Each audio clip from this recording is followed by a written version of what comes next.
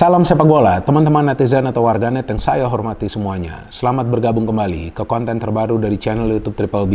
Dan di konten terbaru hari ini, sesuai dengan janji saya kemarin, saya ingin membahas tentang 27 pemain yang dipanggil oleh Coach Shin Tae-yong untuk membela Timnas Indonesia U23 yang akan bermain di 2 pertandingan babak kualifikasi untuk lolos ke Piala AFC U23 yang akan diselenggarakan di Qatar tahun depan mulai bulan April. Tapi sebelum saya memberikan analisa saya, pertama-tama saya ingin berterima kasih kepada teman-teman yang mendukung kemajuan dari channel YouTube Bola Bung Binder, karena hingga hari ini jumlah subscribers telah melewati 730.000. Luar biasa dukungan yang teman-teman berikan. Dan saya harapkan dukungan dari teman-teman akan tetap konsisten, dan seperti biasa, saya akan selalu memberikan analisa secara logis, pakai akal sehat, dan tentunya fair.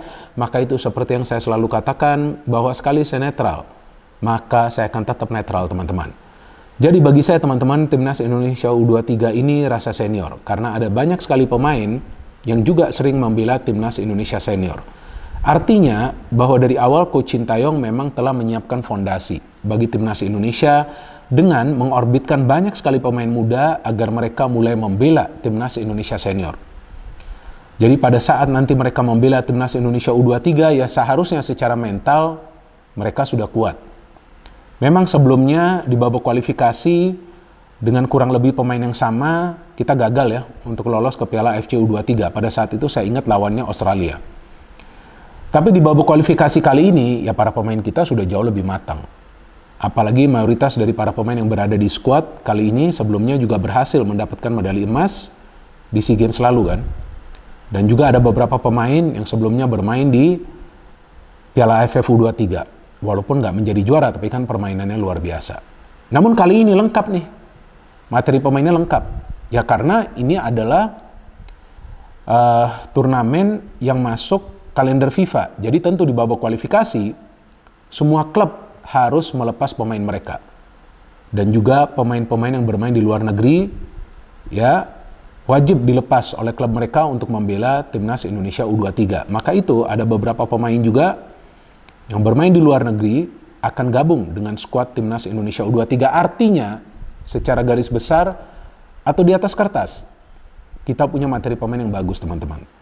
Baik secara kualitas dan juga dari segi mental. Tinggal bagaimana sekarang para pemain harus bisa mengandalkan kerjasama mereka. Mungkin teman-teman sudah mulai bosan dengan yang selalu saya katakan bahwa para pemain harus mengandalkan kerjasama.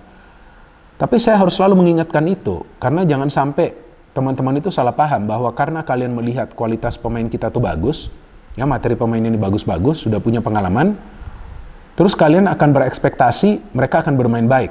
Ya mungkin secara individu mereka akan bermain baik, tapi secara tim belum tentu kalau mereka tidak bisa bekerja sama.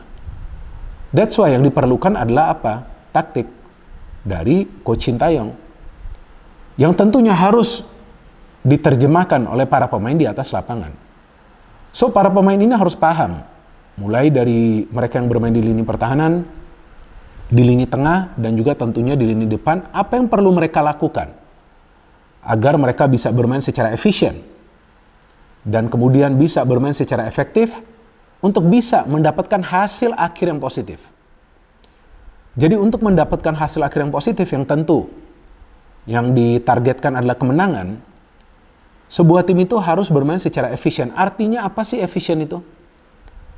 Efisien itu artinya bermain mengandalkan intelijensia.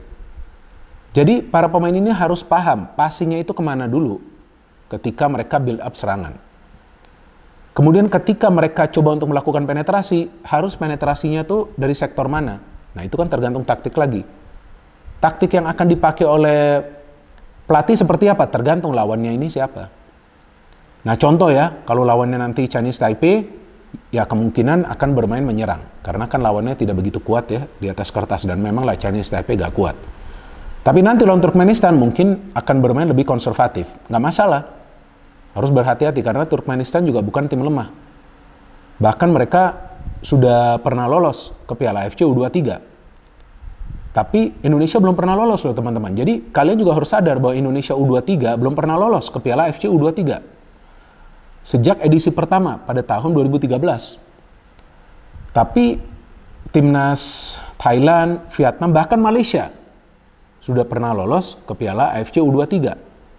Vietnam dan Thailand kalau nggak salah 4 kali, tapi Malaysia baru 2 kali. Tapi kan mereka sudah biasa lolos ya. Nah artinya nih Indonesia harus memanfaatkan momen kali ini ketika yang kita punya adalah materi pemain yang bagus, yang menurut hemat saya adalah generasi emas ya dari timnas Indonesia. Karena ya walaupun pemain-pemain ini masih berusia di bawah 23 tahun, tapi ya sudah punya kematangan. Karena mereka sudah sering membela timnas Indonesia senior. Jadi ya pada saat kita juga punya pelatih yang bagus ya, tentu yang kita harapkan para pemain ini bisa memahami taktik dari pelatih. Jadi mengikutilah arahan dari pelatih, karena pelatih tersebutlah yang menganalisis permainan dari tim lawan. Coba seandainya Coach Sintayong tidak mengorbitkan pemain-pemain muda ke timnas Indonesia senior dari awal. Kan belum tentu kita punya skuad yang kuat di level U23. Nah artinya chance kita untuk lolos ini besar banget. Apalagi kita akan bermain di tanah air kan, timnas kita kan akan bermain di tanah air.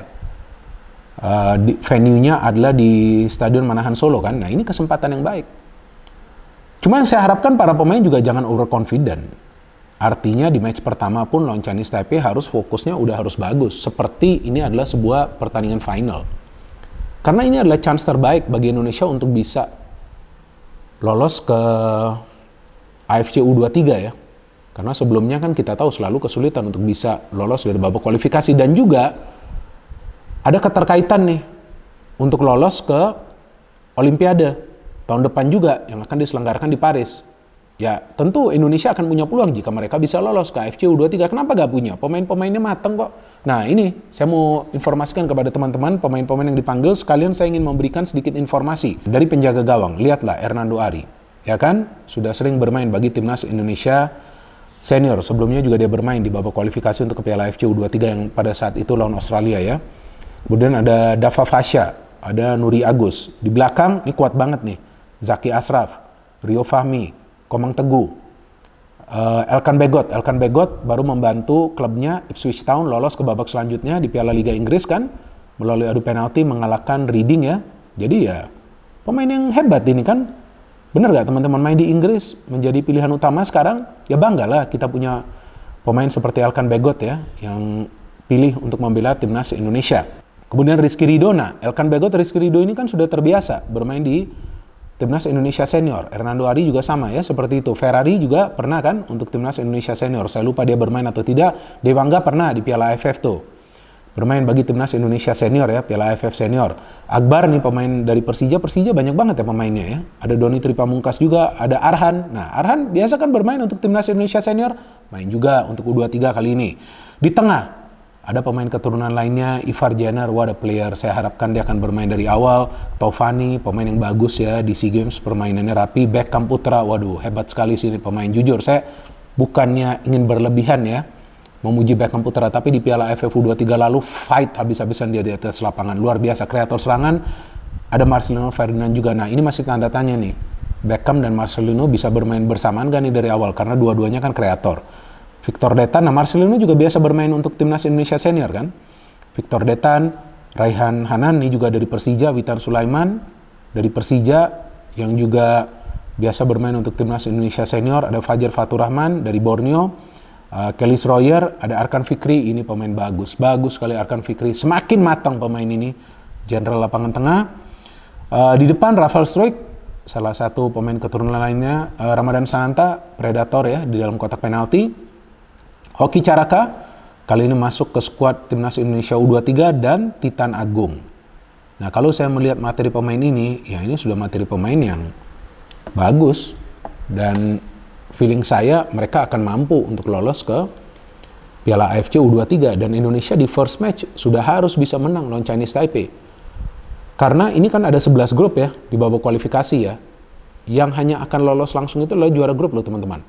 Dan yang akan dipilih nanti adalah 4 runner up terbaik. Ya buat apa Indonesia nunggu sampai dipilih sebagai runner up terbaik? Ya pada saat bermain di kandang sendiri, ya lawan pertamanya juga sebetulnya gak kuat. Yang penting menang dulu di first match. Dan kemudian lawan Turkmenistan, ya coba dapat lagi kemenangan. Tapi mainnya harus berhati-hati ketika lawan Turkmenistan. Boleh nyerang, tapi harus sangat berhati-hati. Karena para pemain Turkmenistan itu yang saya nonton beberapa pertandingan mereka, bisa teman-teman lihat di YouTube. Mereka lincah banget sih. Dan mereka punya skill individu yang bagus. Dan banyak main umpan-umpan silang, hati-hati loh. Ya tapi kita kan punya Rizky Ridho dan Elkan Begot. Jadi secara materi kita punya pemain yang bagus. Oh dan satu lagi, Yang selalu juga saya katakan, mungkin kalian juga sudah bosan, harus tenang. Kalau gak tenang, gak mungkin menang. Udah, percaya deh omongan saya. Gak mungkin akan menang.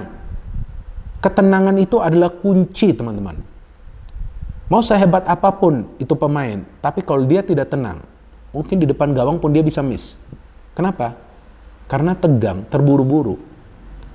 Dan juga saya yakin Coach Shin Tae-yong akan menurunkan lebih banyak pemain-pemain yang ofensif di first match lawan Chinese Taipei. Ambil dulu itu 3 poin. Menang dulu. Supaya para pemain juga semakin percaya diri. Nanti second match, ya, yang penting mereka bisa meraih kemenangan lagi lawan Turkmenistan supaya bisa lolos sebagai juara grup.